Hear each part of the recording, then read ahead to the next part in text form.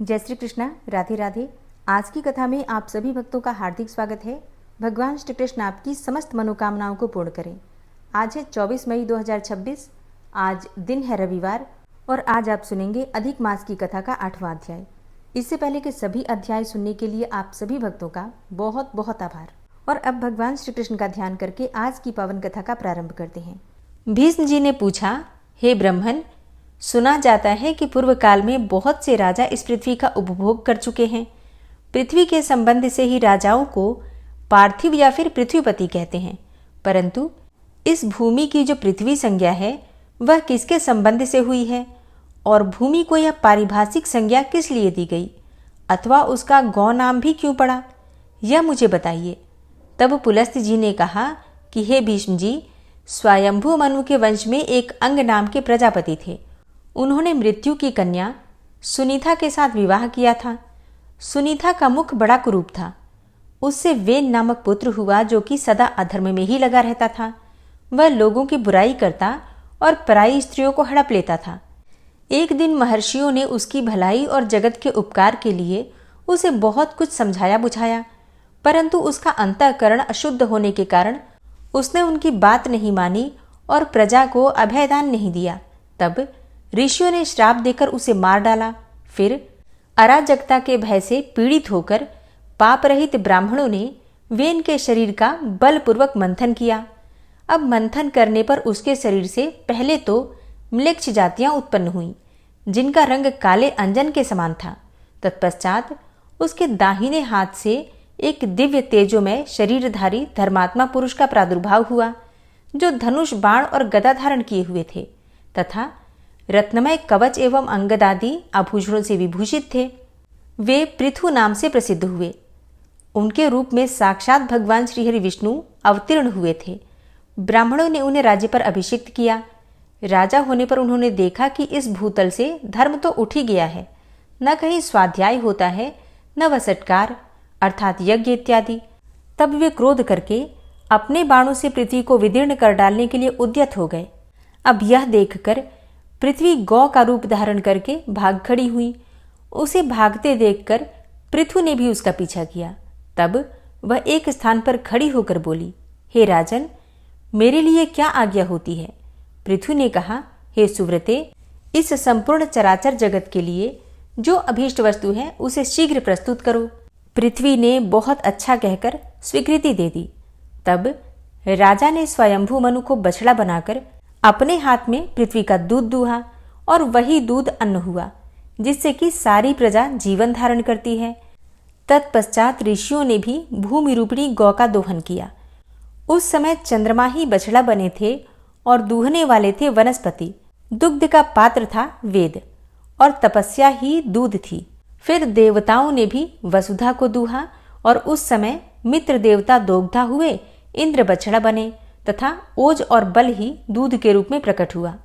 देवताओं का दोहन पात्र सुवर्ण का था और पितरों का चांदी का। पितरों की ओर से अंतक ने दूहने का काम किया। यमराज बछड़ा बने और स्वधा ही दूध के रूप में प्रकट हुई। नाग ने तुम्बी को पात्र बनाया और तक्षक को बछड़ा। धृतराष्ट्र नामक नाग ने दोग्धा बनकर विष रूपी दुग्ध का दोहन किया। असुरों ने लोहे के बर्तन में इस पृथ्वी से माया रूप दूध दूहा। उस समय प्रहलाद कुमार विरोचन बछड़ा बने थे और त्रिमूर्धा ने दूहने का काम किया था। यक्ष अंतर्ध्यान होने की विद्या प्राप्त करना चाहते थे, इसलिए उन्होंने कुबेर को बछड़ा बनाकर कच्चे बर्तन में उस अंतर्ध्यान विद्या को ही वसुधा से दुग्ध के रूप में दूहा। गंधर्वों और अप्सराओं ने चित्ररथ को बछड़ा बनाकर कमल के पत्ते में पृथ्वी से सुगंधों का दोहन किया। उनकी ओर से अथर्ववेद के पारगामी विद्वान सुरुचि ने दूध दूहने का काम किया था। इस प्रकार दूसरे लोगों ने भी अपनी अपनी रुचि के अनुसार पृथ्वी से आयु, धन और सुख का दोहन किया। राजा पृथ्वी के शासनकाल में कोई भी मनुष्य न दरिद्र था, न रोगी, न निर्धन था, न पापी, तथा न कोई उपद्रव था और न ही कोई पीड़ा। सब सदा प्रसन्न रहते थे और किसी को दुख या फिर शोक नहीं था। महाबली पृथु ने लोगों के हित की इच्छा से अपने धनुष की नोक से बड़े बड़े पर्वतों को उखाड़ कर हटा दिया और पृथ्वी को समतल बना दिया। पृथु के राज्य में गांव बसाने या किले बनवाने की आवश्यकता नहीं थी। किसी को शस्त्र धारण करने का भी कोई प्रयोजन नहीं था। मनुष्यों को विनाश एवं वैषम्य का दुख नहीं देखना पड़ता था। अर्थशास्त्र में किसी का आदर नहीं था। सब लोग धर्म में ही संलग्न रहते थे। इस प्रकार मैंने तुमसे पृथ्वी के दोहन के पात्रों का वर्णन किया तथा जैसा जैसा दूध दुहा गया था वह भी बता दिया। राजा पृथु बड़े विज्ञ थे। जिनकी जैसी संध थी उसी के अनुसार उन्होंने सबको दूध प्रदान किया। यह प्रसंग यज्ञ और श्राद्ध सभी अवसरों पर सुनाने के योग्य है। इसे मैंने तुम्हें सुना दिया। यह भूमि धर्मात्मा पृथु की कन्या मानी गई और इसी से विद्वान पुरुष पृथ्वी कहकर इसकी स्तुति करते हैं। भीष्म जी ने कहा, हे ब्राह्मण, आप तो तत्व के ज्ञाता हैं। अब क्रमशः सूर्यवंश और चंद्रवंश का पूरा पूरा एक स्वार्थ वर्णन कीजिए। पुलस्त्य जी ने कहा, हे राजन, पूर्व काल में कश्यप जी से अदिति के गर्भ से विवस्वान नामक पुत्र हुए। विवस्वान की 3 स्त्रियां थीं, संज्ञा, रागी और प्रभा। रागी ने रैवत नामक पुत्र उत्पन्न किया। प्रभा से प्रभात की उत्पत्ति हुई।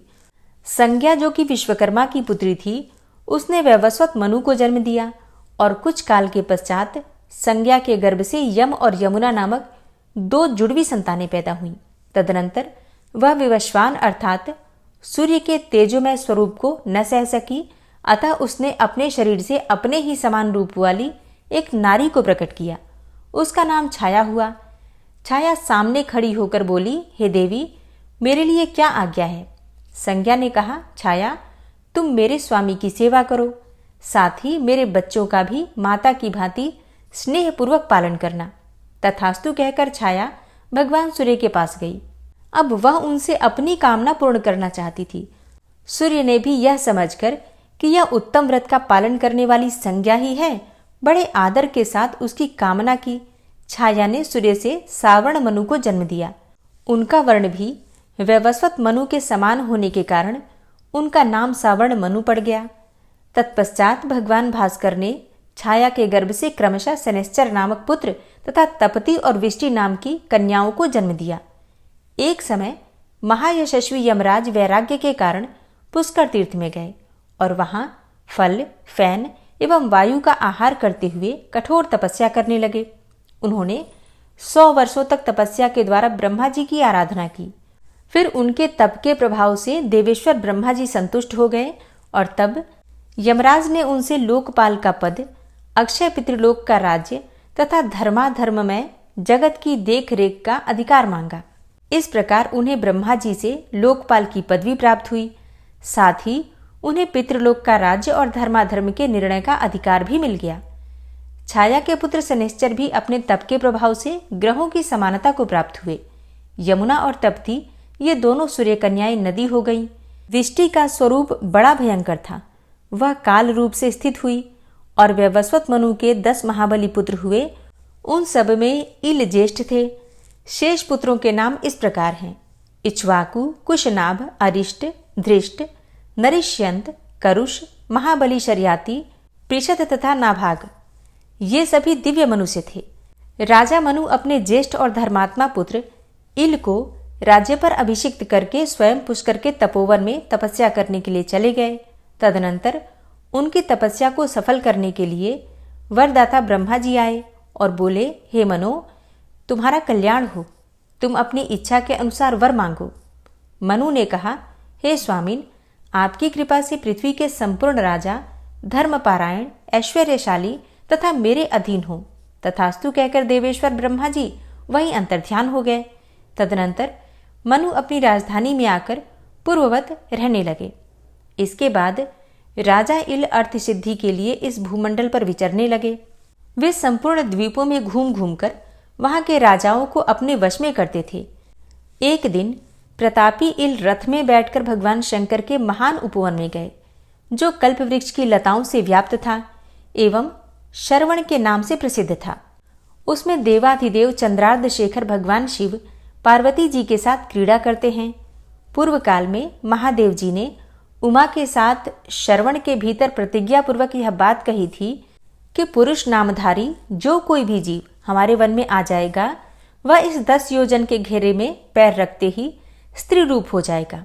अब राजा इल इस प्रतिज्ञा को नहीं जानते थे, इसलिए श्रवण में चले गए। वहां पहुंचते ही वे सहसा ही स्त्री हो गए तथा उनका घोड़ा भी उसी समय घोड़ी बन गया। राजा के जो पुरुषोचित अंग थे वे सभी स्त्री के आकार में परिणत हो गए। अब तो राजा को बड़ा आश्चर्य हुआ। अब वे इला नाम की स्त्री थे। इला उस वन में घूमती हुई सोचने लगी कि मेरे माता पिता और भ्राता कौन है। वह इसी उधेड़ बुन में पड़ी थी। इतने में ही चंद्रमा के पुत्र बुध ने उसे देखा। इला की दृष्टि भी बुध के ऊपर पड़ी। सुंदरी इला का मन बुध के रूप पर मोहित हो गया। उधर बुध भी उसे देखकर काम पीड़ित हो गए और उसकी प्राप्ति के लिए यत्न करने लगे। उस समय बुध ब्रह्मचारी के वेश में थे। वे वन के बाहर पेड़ों के झुरमुट में छिपकर इला को बुलाने लगे। हे सुंदरी, यह सांझ का समय विहार की बेला है जो बीती जा रही है। आओ, मेरे घर को लीप पोतकर फूलों से सजा दो। इला बोली, हे तपोधन, मैं यह सब कुछ भूल गई हूँ। बताओ, मैं कौन हूँ? तुम कौन हो? मेरे स्वामी कौन हैं? तथा मेरे कुल का परिचय क्या है? बुध ने कहा, सुंदरी, तुम इला हो और मैं तुम्हें चाहने वाला बुध हूँ। मैं विद्वान हूँ और तेजस्वी कुल में मेरा जन्म हुआ है। मेरे पिता ब्राह्मणों के राजा चंद्रमा हैं। बुध की यह बात सुनकर इला ने उनके घर में प्रवेश किया। वह सब प्रकार के भोगों से संपन्न था और अपने वैभव से इंद्रभवन को मात कर रहा था। वहां रहकर इला बहुत समय तक बुध के साथ वन में ही रमण करती रही। उधर इल के भाई इक्ष्वाकु आदि मनु कुमार अपने राजा की खोज करते हुए उस श्रवण के निकट आ पहुंचे। उन्होंने नाना प्रकार के स्तोत्रों से पार्वती और महादेव जी का स्तवन किया। तब वे दोनों प्रकट होकर बोले, हे राजकुमारों, मेरी यह प्रतिज्ञा तो टल नहीं सकती, किंतु इस समय एक उपाय हो सकता है। इक्ष्वाकु अश्वमेघ यज्ञ करें और उसका फल हम दोनों को अर्पण कर दें। ऐसा करने से वीरवर इल किम पुरुष हो जाएंगे, इसमें तनिक भी संदेह की बात नहीं है। बहुत अच्छा प्रभु, यह कहकर मनु कुमार लौट गए और फिर इक्ष्वाकु ने अश्वमेघ यज्ञ किया। इससे इला किम पुरुष हो गई। वे 1 महीना पुरुष और 1 महीना स्त्री के रूप में रहने लगे। बुध के भवन में स्त्री रूप में रहते समय इल ने गर्भ धारण किया था। उस गर्भ से उन्होंने अनेकों गुणों से युक्त पुत्र को जन्म दिया। उस पुत्र को उत्पन्न करके बुध स्वर्गलोक को चले गए। वह प्रदेश इल के नाम पर इलावृत वर्ष के नाम से प्रसिद्ध हुआ। एल चंद्रमा के वंशज तथा चंद्रवंश का विस्तार करने वाले राजा हुए। इस प्रकार इला कुमार पुरुरवा चंद्रवंश की तथा राजा इक्ष्वाकु सूर्यवंश की वृद्धि करने वाले बताए गए हैं। इल किम पुरुष अवस्था में शुद्युम्न भी कहलाते थे। तदनंतर शुद्युम्न से 3 पुत्र और हुए जो किसी से परास्त होने वाले नहीं थे। उनके नाम उत्कल, गय तथा हरिताश्व थे। हरिताश्व बड़े पराक्रमी थे। उत्कल की राजधानी उत्कला अर्थात उड़ीसा हुई और गय की राजधानी गया मानी गई है। इसी प्रकार हरिताश्व को कुरु प्रदेश के साथ ही साथ दक्षिण दिशा का राज्य भी दिया गया। सुद्युम्न अपने पुत्र पुरुरवा को प्रतिष्ठानपुर अर्थात पैठण के राज्य पर अभिषिक्त करके स्वयं दिव्य वर्ष के फलों का उपभोग करने के लिए इलावृत वर्ष में चले गए। हरे कृष्णा। आज की कथा का यहीं पर समापन करती हूँ। इसके आगे का वृतांत आप कल की कथा में सुनेंगे। उम्मीद करती हूँ आज की कथा आपको जरूर पसंद आई होगी। और अब भगवान श्री कृष्ण का ध्यान करके आज की पावन कथा का प्रारंभ करते हैं। नैमिषारण्य में बैठे हुए ऋषियों ने जब सूत जी से पूछा कि भगवान श्री कृष्ण ने अधिक मास के दुख को सुनकर क्या किया, तब सूत जी ने यह दिव्य कथा सुनाई।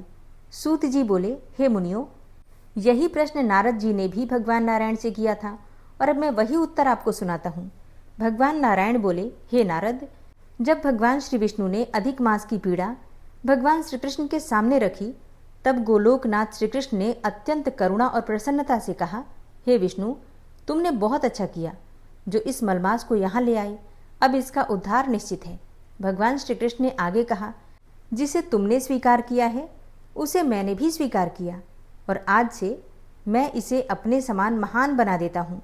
मेरे जितने भी गुण, ऐश्वर्य, यश और महिमा हैं, वे सब मैं इसे प्रदान करता हूँ और अब से यह मलमास नहीं बल्कि पुरुषोत्तम मास के नाम से प्रसिद्ध होगा।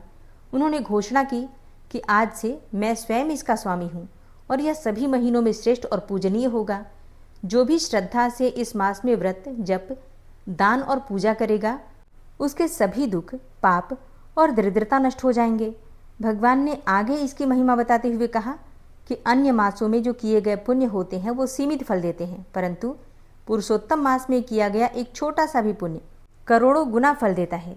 जो मनुष्य इस मास में भक्ति करता है वह बिना कठिन तपस्या के ही मेरे परम धाम को प्राप्त कर सकता है।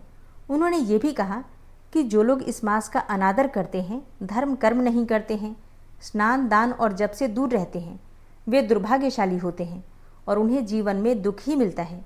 परंतु जो श्रद्धा और विश्वास से इस मास का पालन करते हैं उन्हें धन, संतान, सुख और अंत में मोक्ष की प्राप्ति होती है।